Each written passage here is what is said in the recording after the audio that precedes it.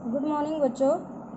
आज हम आपको कक्षा 9th में रस पढ़ाने जा रहे हैं। कल जो हमने आपको स्थायी भाव तक समझाया था, आज हम उसके आगे समझाने जा रहे हैं। ध्यानपूर्वक सुनें और इसको होमवर्क में लिखना भी है। तो पहला हमने आपको स्थायी भाव समझाया था, आज हम दूसरा विभाव समझाने जा रहे हैं। विभाव स्थायी भावों को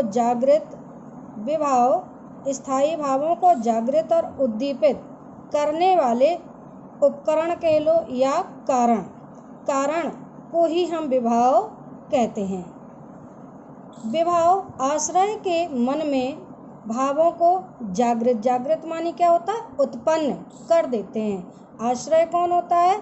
जो व्यक्ति दूसरे व्यक्ति को देख करके उसके मन में उसके प्रति जो भाव उत्पन्न होता है, तो वह आश्रय होता है। विभाव दो प्रकार के होते हैं या विभाव के दो भेद होते हैं। नंबर 1 आलंबन। आलंबन बच्चों वह होता है जिस व्यक्ति अथवा वस्तु के कारण, जैसे दूसरा व्यक्ति है या दूसरी वस्तु है, तो उसके कारण किसी व्यक्ति में कोई भाव जागृत होता, उसको देख करके, यानी कि दूसरे व्यक्ति को या वस्तु को देख करके उसके मन में क्या है, भाव जागृत हो जाता है। उस व्यक्ति या वस्तु को, उस भाव का हम आलंबन कह देते हैं। जिसके प्रति हमारा भाव उत्पन्न हो रहा है या हमारे मन में जो भाव उत्पन्न हो रहा है जिस व्यक्ति या वस्तु के प्रति, वही भाव हमारा आलंबन विभाव कहलाता है। दूसरा बच्चों है उद्दीपन विभाव। व्यक्ति के हृदय मानी मन, व्यक्ति के मन में जागृत स्थायी भावों को अधिक से अधिक, मतलब जो व्यक्ति है उस व्यक्ति के हृदय में या मन में जो स्थायी भाव जागृत होते हैं, वो अधिक से अधिक उद्दीपित या कह सकते हैं तीव्र गति में उत्पन्न हो जाते हैं। यही हमारा उद्दीपन विभाव कहलाता है। तीसरा है बेटा हमारा अनुभव। पहला स्थायी भाव, दूसरा विभाव पढ़ा हमने। अब तीसरा आएंगे, हम अनुभव पढ़ेंगे। अनुभव में मानव मानी मनुष्य के मन में स्थायी भाव जागृत होने पर कुछ शारीरिक चेष्टाएं होती हैं। शारीरिक चेष्टाएं कैसे? जैसे कि शरीर का कोई अंग का फड़कना या नेत्रों से संकेत करना या अचानक से भयभीत होकर के भागना, इस प्रकार की ये क्या होती है, शारीरिक चेष्टाएं। तो व्यक्ति के मन में स्थायी भाव के जागृत होने पर कुछ शारीरिक चेष्टाएं उत्पन्न होती हैं, उन्हें हम अनुभव कहते हैं। अनुभव के भी बेटा चार भेद होते हैं। नंबर 1 कायिक क्या होता है कि शरीर की कृत्रिम चेष्टा को, कायिक क्या होता है, शरीर की कृत्रिम चेष्टा को हम कायिक अनुभव कहते हैं। जैसे माना हम चले जा रहे हैं, अचानक से हमारे रास्ते में सांप आ जाता है या कोई वैसी वस्तु आ जाती है, तो उसको देख करके क्या हम दौड़ने लगते हैं, है ना। और या कोई बहुत अच्छी वस्तु दिखाई दे जाती है हमारे नेत्रों को, तो फिर हम नेत्रों से उसको देख करके क्या करते हैं, संकेत करते हैं और खुशी से घूमने लगते हैं। ये क्या शारीरिक चेष्टाएं कहलाती हैं। दूसरा होता है हमारा मानसिक, हृदय की भावना के अनुकूल।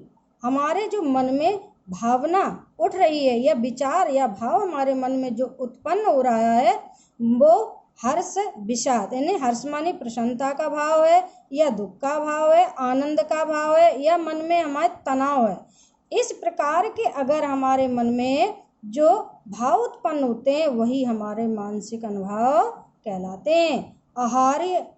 आहार्य में मन के भावों के अनुसार अलग अलग प्रकार की कृत्रिम वेश रचना करने को हम आहार्य अनुभव कहते हैं। हमारे मन में किसी भी वस्तु को देखकर या व्यक्ति को देख करके उसके वेशभूषा की रचना हमारे मन में जो उत्पन्न होती है, वही हमारी आहार्य अनुभव कहलाती है। सात्विक क्या होता है, अंतःकरण के विशेष धर्म सत्व से उत्पन्न ऐसे शारीरिक विकार या अंग विकार को हम सात्विक अनुभव कहते हैं। अंतःकरण मानी जो दिखाई ना दे, हैं, तो विकार उत्पन्न हो जाए, हमारे अंतःकरण मानी विशेष, हमारे हृदय में, अंतःकरण मानी हृदय कह लो या मन कह लो, विशेष प्रकार का सात्विक धर्म उत्पन्न, सत्व तो क्या हो जाता, अच्छे विचार। तो शरीर में या शारीरिक विकार या अंग विकार को ही हम सात्विक अनुभव कहते हैं। चौथा है हमारा संचारी भाव। तो आश्रय के मन में उत्पन्न होने वाले अस्थिर मनोविकारों को हम संचारी भाव कहते हैं। बच्चों, हमने सबसे पहले आपको बताया था स्थायी भाव।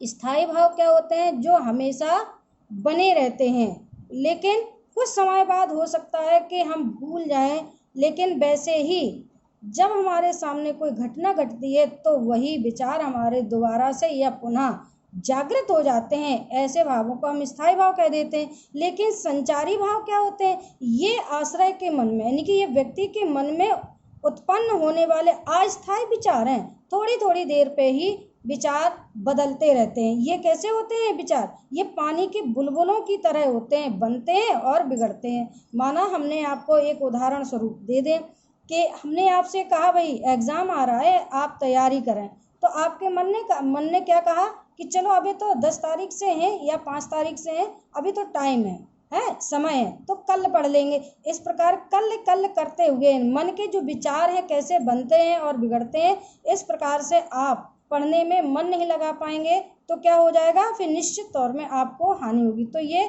क्या होगा, अस्थायी विचार हैं, ये आपके विचारों को स्थायी नहीं रहने दे रहे हैं। तो ऐसे विचारों को जो आते रहते हैं, मिटते रहते हैं, बनते हैं, बिगड़ते हैं, ऐसे विचारों को हम संचारी भाव कहते हैं। आज बच्चों हम यहीं तक पढ़ा रहे हैं और आगे आप स्वयं लिखें और होमवर्क करें।